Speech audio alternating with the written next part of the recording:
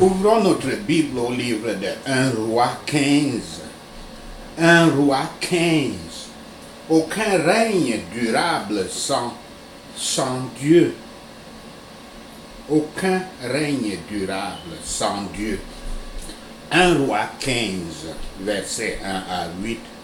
Le règne méchant d'Abijam, roi de Juda. Versets 1 à 2. Le fils de Roboam, Abijam, règne sur Juda pendant 3 ans. La brièveté de son règne indique que Yahweh ne l'avait pas béni. Il y a plus de détails sur son règne dans 2 Chroniques 13, où il est appelé Abijah. Là, nous apprenons qu'il y a une guerre entre Jéroboam d'Israël et Abijam de Juda, et que Abijam défie Jéroboam sur la base de la justice et de la fidélité à Yahweh. Quand la victoire semble certaine pour Israël sur Juda, Abijam crie vers Yahweh et Dieu gagne une victoire pour Juda ce jour-là. Versets 3 à 5, en comparant le récit de 1 roi 14 avec 2 Chroniques 13, on peut dire qu'Abijam connaît quelque chose de Yahweh et sait même comment prêcher, mais il ne déracine pas l'idolâtrie et l'immoralité sexuelle introduite par son père Roboam. Son cœur n'est pas dévoué à Yahweh comme David. C'est son vrai problème. David avait péché pendant son règne, mais son cœur restait fidèle à son Dieu Yahweh. Et Yahweh permet le règne d'Abijam, non pas pour le caractère des descendants de David, mais pour préserver la dynastie de David. Le cœur d'Abijam n'était pas parfait avec Yahweh, son Dieu. Et il voulait la sincérité. Il avait bien commencé, mais il était tombé et avait marché sur la voie de tous les péchés de son père, en suivant son mauvais exemple, bien qu'il ait vu les mauvaises conséquences de celui-ci. La famille de David continua comme une lampe à Jérusalem pour maintenir le véritable culte de Yahweh, là où la lumière de la vérité divine s'éteignait dans tous les autres endroits. Yahweh s'est toujours occupé de sa cause, alors que ceux qui auraient pu lui être utiles ont vécu et périssent dans leur péché. Le fils de David continua encore comme une lumière à son église pour l'établir dans la vérité et la droiture jusqu'à la fin des temps. Il y a 2 sortes d'accomplissement de la loi, l'une légale, l'autre l'évangile. La loi règne quand les hommes font tout ce qui est requis dans la loi. Et cela par eux-mêmes. Personne n'a jamais accompli la loi, sauf le Christ et Adam avant sa chute. La façon évangélique d'accomplir la loi est de croire en Christ qui a accompli la loi pour nous et de s'efforcer par l'être entier d'obéir à Yahweh dans tous ses préceptes. Et cela est accepté par Yahweh concernant tous ceux qui sont en Christ. Ainsi, David et d'autres sont dits avoir accompli la loi. 1 roi 15, versets 9 à 24. Le bon règne d'Assa, roi de Juda. Verset 9 à 15. Le fils d'Abijam, Assa, le succède et règne 41 ans. Contrairement à son père, Assa fait bien en comparaison de David, et commence une série de réformes religieuses et politiques. Il bannit et fait sanctionner par l'État les prostituées masculins du sanctuaire qui avaient été introduits dans Juda pendant le règne de Roboam, son grand-père. Disons un mot sur ce phénomène de prostitution masculine des sanctuaires en Israël en utilisant le résumé d'un article dont je donne le lien plus bas en bas du texte de ce sermon. Je cite donc: la réalité est que culturellement, les Hébreux étaient entourés d'un culte religieux qui impliquait l'utilisation des pratiques homosexuelles masculines dans le contexte des pratiques religieuses.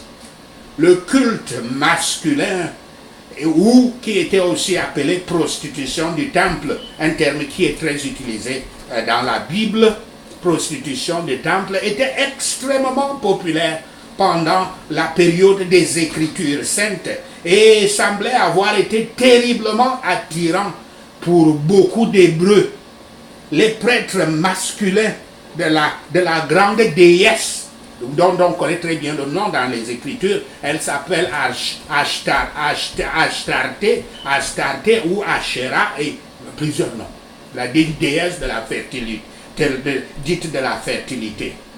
Donc les grands prêtres masculins de la grande déesse étaient appelés chiens par les Hébreux. Kelef en langue hébreuse, Kelef, chien, par les Hébreux croyants. Les archéologues avaient effectivement trouvé l'inscription phénicienne datant d'un quart de siècle avant le Christ, trouvée dans Chypre, et se référant à une catégorie de personnel du temple qui avait joué un rôle dans le service sacré d'Astarté, le rôle de fonctionnaire religieux identifié comme Kelef, c'est-à-dire chien. Pendant la domination romaine, la grande déesse Astarté en question et ses prêtres eunuques attiraient de nombreux adorateurs. Lucien, un écrivain de l'époque, dans son livre La déesse syrienne, avait décrit comment les Gali, les prêtres eunuques de la déesse, il écrivait, chantaient et célébraient leurs orgies. Fin de citation. L'évêque de Césarée, le célèbre évêque Eusèbe, qui avait été évêque de 260 à 340, c'est-à-dire qu'il a vu la venue de Constantin, de l'empereur Constantin, qui avait mis fin à la persécution des chrétiens qui durait déjà depuis plus de 3 siècles, depuis la mort du Christ. Les Romains tuaient toujours les chrétiens pendant toute cette période. L'exigence qu'on leur faisait, c'est d'adorer les dieux païens romains s'ils veulent être acceptés dans l'Empire, et aussi adorer l'empereur lui-même qu'ils considéraient aussi comme un dieu. Et les véritables chrétiens, à commencer par les apôtres, et tous les premiers chrétiens, les véritables chrétiens, refusaient et préféraient être tués. Et ils étaient tués de toutes les manières, par l'épée, ou bien dans les arènes où on invitait les lions, les animaux féroces, et qui les déchiraient. Et puis certains empereurs comme Néron jubilaient de joie avec leurs audiences, ou parfois ils envoyaient les gladiateurs pour les transporter, tout ça. Il y avait même Néron qui prenait de l'huile qui coulait du corps des chrétiens pour allumer les lampes la nuit. Une horreur. Donc, l'évêque Eusèbe, dans l'église chrétienne, avant la création de l'église catholique, bien sûr, avait écrit que, dans son livre La vie de Constantin, avait écrit que les adorateurs de la déesse Artastée continuèrent à toujours tenir le culte homosexuel sur le mont Liban. Fin de citation. Les cas d'homosexualité que nous entendons dans l'église catholique romaine, très versée dans le mysticisme, parce qu'elle parle toujours des mystères, sont à tracer, à retrouver les origines dans les cultes sataniques tenus dans les temps anciens et qui sont cités ici, et dans les temps modernes. L'affaire des pédophilies et consorts, ça trouve des sources dans ce culte de Astarté. Assa, le roi Assa, déposa sa propre grand-mère. Sa propre grand-mère qui était regardée comme la grande reine. Elle s'appelait Maca. Parce qu'elle gardait cette idole répulsive associée au culte de la fertilité d'Asherah, Astarté. Cela démontre la rigueur des réformes d'Assa. Il pouvait agir directement contre sa propre famille. Verset 16 à 19. Pendant le règne d'Assa, la lutte pour la domination avec le royaume du nord d'Israël continue. Le roi d'Israël, Baasha, gagne le dessus dans les jours d'Assa, car il bloque effectivement la route principale menant vers Juda, dans la ville de Rama. Assa contre-attaque en remplissant, en collectant l'argent et l'or des trésors du temple de Jérusalem et de son palais pour aller acheter la faveur de Ben-Hadad, le roi de Syrie, afin que ce dernier enlève son soutien à Israël. Apparemment donc, Baasha d'Israël ne pouvait pas tenir tête à Juda par lui-même. Il avait besoin du soutien de la Syrie. Verset 20. En raison de la ligue que Assa forgea avec Ben-Hadad, la Syrie se déplace attaque Israël, obligeant Baasha à se retirer de Rama. Nous apprenons dans 2 Chroniques 16, versets 7 à 10, que Yahweh n'est pas satisfait de cette alliance d'Assa avec Ben-Hadad. Yahweh envoie le prophète Anani pour le dire à Assa, et pour prophétiser qu'en raison de sa folie, Assa fera face à des guerres à partir de ce point. Savez-vous, pouvez-vous imaginer pourquoi Dieu est fâché de cette alliance qu'un roi croyant en Yahweh va faire une alliance avec un autre roi païen? Ce n'est pas seulement ça. Le problème, c'est que Assa, en bon croyant à Yahweh, au lieu d'utiliser son intelligence, d'aller prendre l'or qui est dans le temple et des articles précieux pour aller faire un présent à un roi païen, pour que le roi païen signe une alliance avec lui et lutte contre son royaume frère du nord, au lieu d'utiliser son intelligence et son imagination, il a manqué d'aller à genoux devant Dieu, de voir même le prophète et dire qu'est-ce que Dieu veut que je fasse. C'est comme ça qu'il devait faire, il a manqué de le faire. Et c'est ça le problème. Assa devient le portrait d'un homme qui règne bien et cherche Yahweh pendant de nombreuses années, mais il échoue sur un test important de sa foi et refuse alors d'entendre parler de la correction de Yahweh que le prophète lui dit nous pouvons lire Chroniques, 2 Chroniques 14 jusqu'à 16 pour plus de détails sur le règne d'Assa, qui est très important. Versets 23 à 24, la dernière année de la vie d'Assa est marquée par l'incrédulité, la dureté contre Yahweh, l'oppression contre son peuple et sa maladie. Toute réforme doit commencer à la maison. Assa honore et respecte sa mère, sa grand-mère dans ce cas. Il aime bien, mais il aime mieux Yahweh. Tous ceux qui ont le pouvoir sont heureux quand ils ont ainsi le cœur d'utiliser leur règne pour le bien, pour faire le bien. Nous devons non seulement cesser de faire le mal, mais apprendre à faire le bien. Non seulement nous devons nous éloigner des idoles de notre iniquité, mais nous devons nous consacrer et consacrer toutes nos possessions en l'honneur et à la gloire de Yahweh. Assa était cordialement dévoué au service de Yahweh. Ses péchés n'appartenant pas à la présomption, mais sa ligue, son alliance avec Ben-Hadad était née de l'incrédulité, du manque de foi.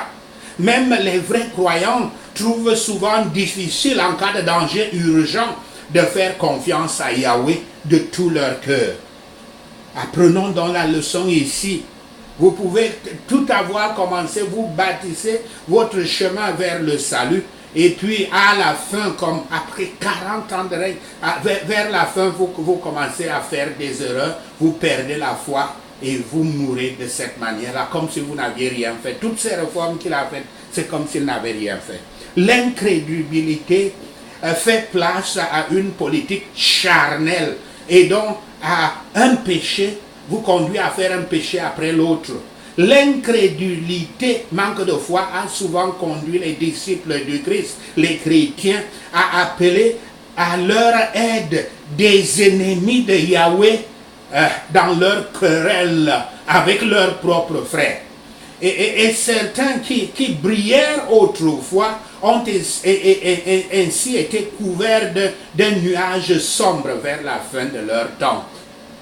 1 Roi 15, verset 25 à 34, les mauvais règnes de Nadab et Bacha en Israël, le royaume du Nord. Verset 25 à 32, dans le royaume du Nord, le court règne de Nadab, roi d'Israël, ne va pas bien. Ce fils de Jéroboam fait comme son père, continuant dans son idolâtrie et sa dureté envers Yahweh. Son assassinat par Bacha et le meurtre de toute la famille de Jéroboam accomplit efficacement la prophétie de Yahweh selon laquelle la maison de Jéroboam sera détruite. Versets 33 à 34, Bacha, fils d'Abijah, devient roi de tout Israël et inaugure une période terrible pour la nation, spirituellement et politiquement. Il fait le mal aux yeux de Yahweh et s'engage sur les pas de Jéroboam. Bien que Bacha ne soit pas un descendant génétique de Jéroboam, puisqu'il fait assassiner toute sa famille, toute sa descendance, il est certainement un descendant spirituel de Jéroboam. Pendant le règne unique d'Assa à Juda, qui dura 41 ans, le gouvernement d'Israël était passé sous 6 ou 7 différentes mains, des mains différentes des différents rois qui se succédaient. Observez la ruine de la famille de Jéroboam. Aucune parole de Dieu ne tombera sur le sol. C'est-à-dire ce que Dieu a dit va toujours s'accomplir. Les avertissements divins ne sont pas conçus uniquement pour terrifier. Les hommes impies exécutent les jugements justes de Yahweh l'un sur l'autre. Mais Au milieu des péchés épouvantables et de cette confusion apparente, Yahweh poursuit son propre plan. Quand il sera pleinement achevé, la justice glorieuse, la sagesse, la vérité et la miséricorde qui y sont exposées seront admirées et adorées pendant tous les âges de l'éternité. Sachez cela et le Seigneur Yahweh vous bénira. Amen. Alléluia. Prenons ces points de prière. Père Yahweh, ne laisse pas tomber la lampe de notre adoration dans ma famille. Merci Seigneur. Au nom de Yahshua le Messie, nous prions. Je crois en Christ qui a accompli la loi de Yahweh pour moi. Au nom de Yahshua le Messie. Je vais agir avec justesse, avec justice, même contre ma propre famille, pour me séparer de l'idolâtrie. Au nom de Yahshua le Messie. Je ne m'engagerai pas dans un projet ou une bataille sans l'instruction de Yahweh au nom de Yahshua. Je ne cesse pas seulement de faire le mal, j'apprends à faire du bien au nom de Yahshua le Messie. Je ne jette pas seulement les idoles de mon iniquité, je consacre tout et moi-même à l'honneur et à la gloire de Yahweh au nom de Yahshua le Messie. En cas de danger urgent, Père Yahweh, permets-moi de faire confiance à toi de tout mon cœur au nom de Yahshua. Toi cet esprit d'incrédulité issu des politiques charnelles dans ma vie, je te résiste et te frappe du feu du Saint-Esprit au nom de Yahshua le Messie. Tout rassemblement néfaste en position de combat contre ma vie, par l'ordre de Yahweh, je t'envoie les armées de tes puissants ennemis pour te détruire. Merci Seigneur. Au nom de Yahshua le Messie, nous prions. Seigneur Yahweh, nous te rendons gloire, nous te louons, nous t'adorons. Au nom de Yahshua le Messie, nous prions. Père, merci pour tes réponses à nos prières. Hallelujah.